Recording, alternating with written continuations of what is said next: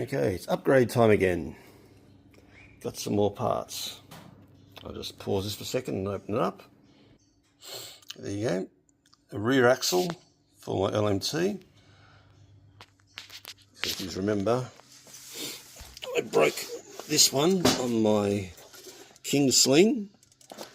They're the same part. What I decided to do is, instead of replacing it with a plastic one, I would get some aluminium ones for this. So I've only bought the rear one at the moment because I wanted to check it out. They claimed that it was CNC milled from billet. I don't know, yeah, a close look. Looks pretty good. Certainly got the markings to make it look like it's CNC. I don't know, it's hard to tell if they can cast something that looks like that or not. I'm not an expert at it, but it certainly looks quality, feels good, looks pretty amazing to be honest. And I mean, it's only $110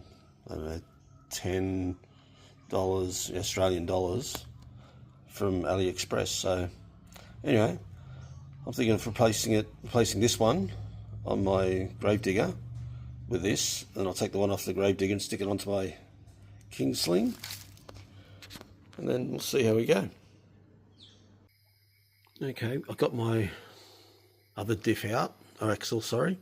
What a pain in the ass getting that grub screw is, or getting it out is. But anyway, it's out now. I'd say it probably took about an hour on its own. I've pulled apart this new axle just to have a look inside. It seems to be pretty decent. It does have a bit of grease on it, but I like to pack a little bit more on just in case I run it through water and things like that. But I've got to say I'm pretty impressed by it. You know, proof's in the pudding. We'll see how she runs. Okay, I'm putting the new alloy axle back together again. While I'm at it, I'm replacing the screws that came with it, which seem fine, with some stainless steel ones. So just to make sure that if in time, you know, they get wet and things like that, they don't corrode, but they also look so much nicer. You know, obviously that's what you never see them because the wheels will be covering it.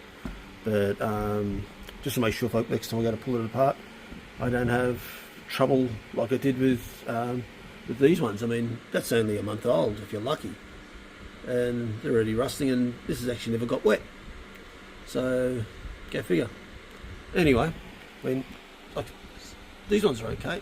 Obviously those ones have got into some more moist soil or something like that, but I've already stripped a couple, so yeah, try and make it a little bit easier for myself. Okay, so there's my new alloy axles for my gravedigger. Looks pretty good. I still had to use a couple of the old screws that came with it. I didn't have all the right size stainless steel, but I'll get some. So I've had to mount my dual suspension with a bolt there, which I had to re-tap because that screw that was originally on there didn't have enough thread on there.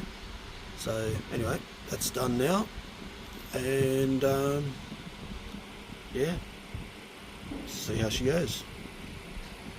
Okay, another little upgrade just arrived today. Bumper bar.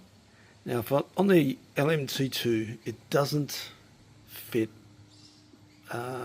like it did on the LMT1s, because obviously the chassis has been changed slightly.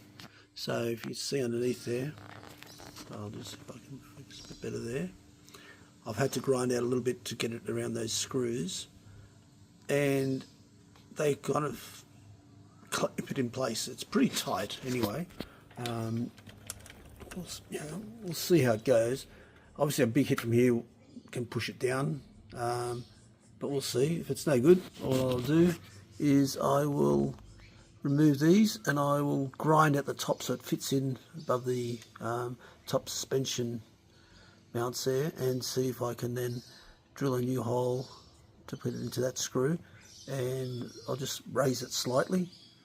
I was trying to keep it down low to protect the servo and things like that from any impacts. But anyway, we'll see how she goes.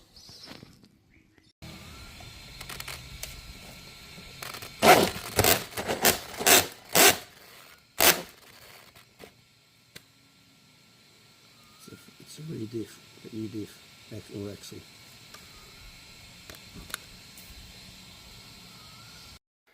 Okay, the axle didn't turn out to be as good as I thought it was. Put it on and she's been clicking. So I had a look at it, opened it up, and there's a lot of play. And unfortunately, by the time the drive shaft connects to it, it's pulling it and separating the gears from each other. So I've put a shim in there just to try and keep it a bit closer, but I can't put any more in there, otherwise this just won't go through the hole there on that fitting. So to me it looks like some poor tolerances in this, but we'll find out when I put this back together again. We'll see if it still clicks. Okay, I've had to pull apart the axle, this cheap aluminium axle. It looks absolutely amazing, just absolutely crap internals. And I've installed my original one, which is way better than the ones that I've taken out, which is over here. I don't know if you can see it, but it's worn. The edges are all worn off already. Yeah, within a couple of minutes. That's really bad. So both sides are worn, where my ones, which I've used for a couple of weeks, are still pretty well perfect. So I'm going to stick them back in and see if that makes a difference. And yeah, I've already notified the supplier. Just waiting for them to get back to me about what they're going to do about it. And unfortunately, I've already ordered the front ones, so they're already in. I've already landed in Australia.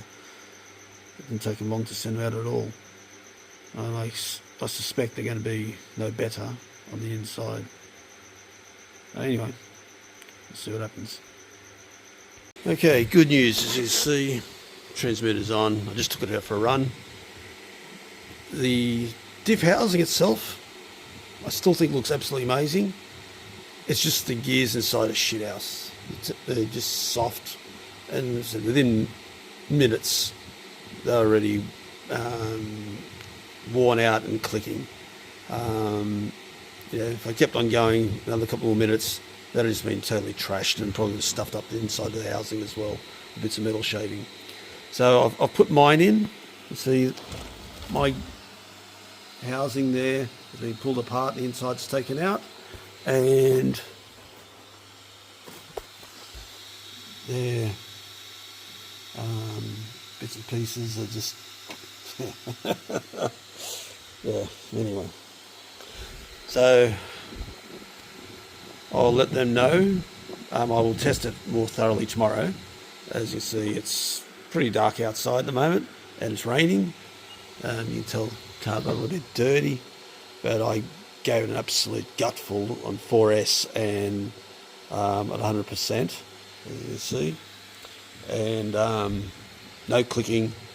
It was fine. So it's the gears. Their internals are just no good.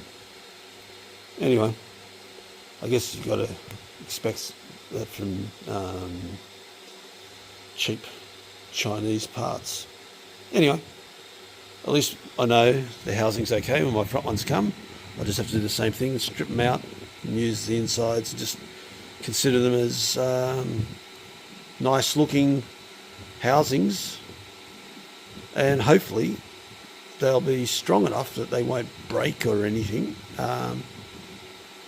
so that they outlast the plastic ones. Anyway, we'll see.